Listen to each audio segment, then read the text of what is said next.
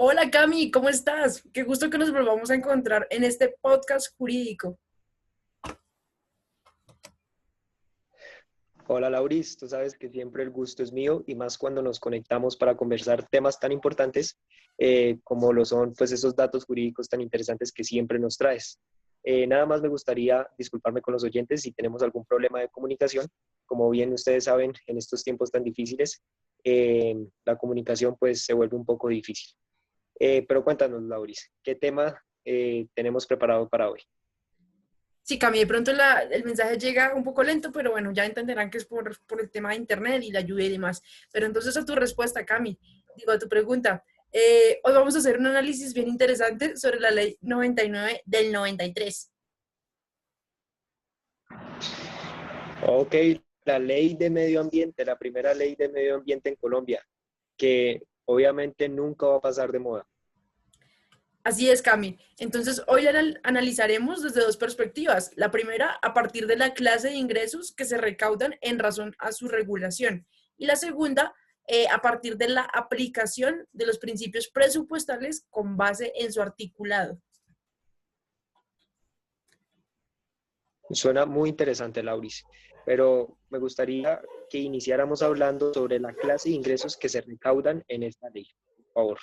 Ok, Cami, entonces, bueno, debo señalar que la clase de ingresos que se recaudan debido a esta ley se encuentran establecidos en el título 7 de la misma, la cual se denomina sobre las rentas que recolectan las CAR, pues recordarás Corpo Boyacá, bueno, entre otras. Entonces, a continuación empezaremos a mencionar esa clase de ingresos que se recaudan en razón a esta ley. La primera que yo te traigo son aquellas actividades que sean lucrativas o no, pero que requieren arrojar desechos o desperdicios a la atmósfera, tales como desperdicios agrícolas, mineros, entre otros. Esta actividad, digamos que por ejercer esta actividad, se va a recaudar una tasa de acuerdo al daño ambiental que se haya efectuado.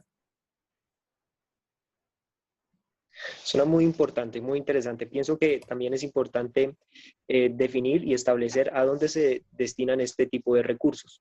Y estos recursos que provienen, pues como bien todos sabemos, del recaudo de las tasas retributivas, pues lo más lógico es que se destinen a proyectos de inversión, bien sea para descontaminar o monitorear la calidad del medio ambiente y de cada recurso respectivo y especializado.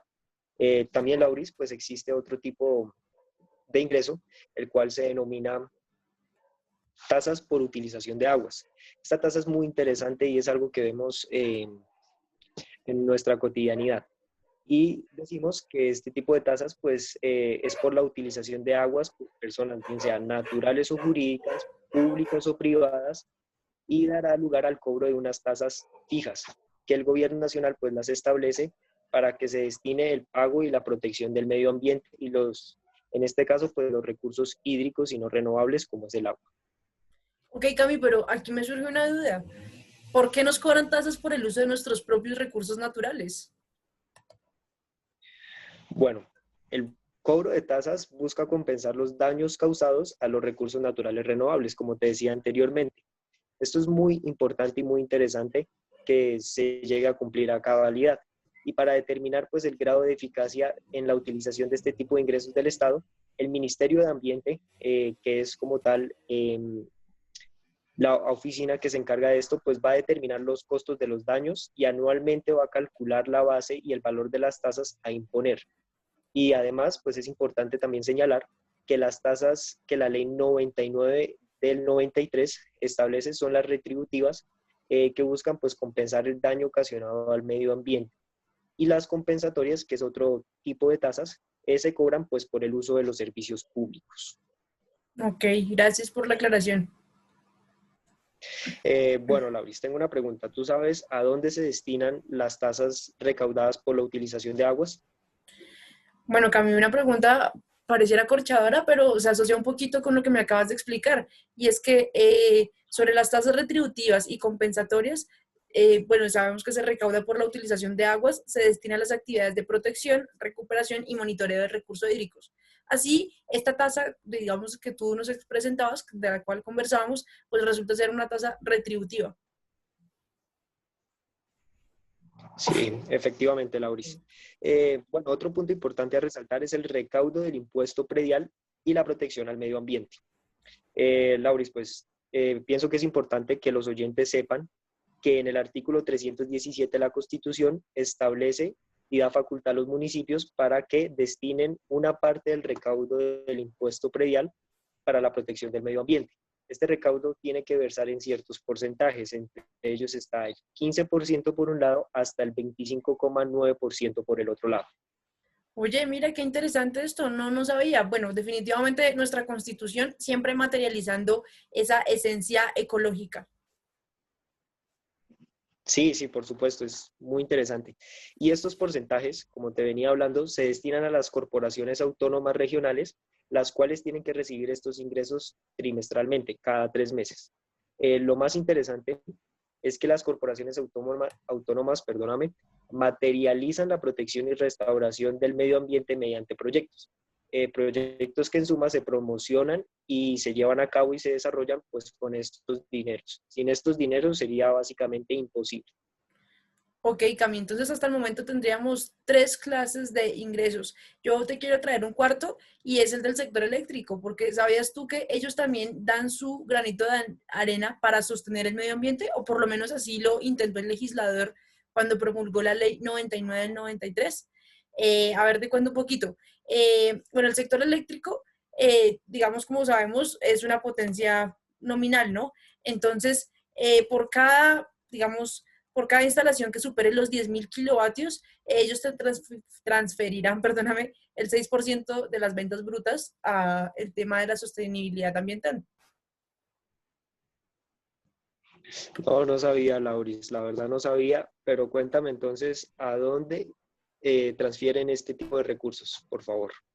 Vale, entonces, como te decía, es un 6% el que se recauda, ¿no? Entonces, el 3% va para todas las corporaciones autónomas regionales o parques nacionales naturales que tengan jurisdicción en el área donde se encuentran localizados, ¿sí? Por otro lado, tenemos que el otro 3% se destina a los municipios y a los distritos que se encuentran localizados en esta zona, ¿sí? Entonces, sería, ese 3% se divide en 1.5 para municipios y en un 1.5 para distritos. Muy interesante, Lauris. ¿Te parece si empezamos a hablar sobre el patrimonio y las rentas de las CAR, de las corporaciones autónomas regionales? Sí, Cami, digamos que hasta aquí ya serían como los cuatro tipos de ingresos que nos trae la ley 99 y 93. Pero pues este tema es complementario. Ok, bueno, pues el porcentaje adquirido, hablando sobre el patrimonio y las rentas de las CAR, es por el recaudo del impuesto predial, como te decía antes. No sé si tengas otro por ahí. Sí, Cami, yo había leído uno sobre los recursos que se transferirán, o bueno, que transferirán las entidades territoriales a las CAR. Exactamente. También tenemos el porcentaje de los recursos que destina el Fondo Nacional de Regalía, con destino al medio ambiente y a la protección de los recursos naturales renovables. Bueno, otro por allí es aquellos recursos que provienen de distintos ingresos, como tasas, tarifas, contribuciones, multas y demás que la ley perciba. Entonces, básicamente este punto habla de los que hemos venido mencionando, ¿sí?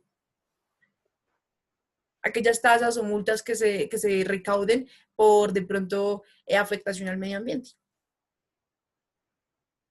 Claro, te entiendo.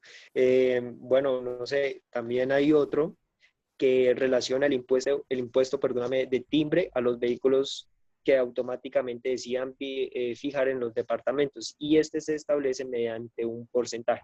Este porcentaje es el 10% y básicamente se entiende para controlar el impacto de las emisiones o sustancias tóxicas que son contaminantes y que provienen pues de estos vehículos automotores.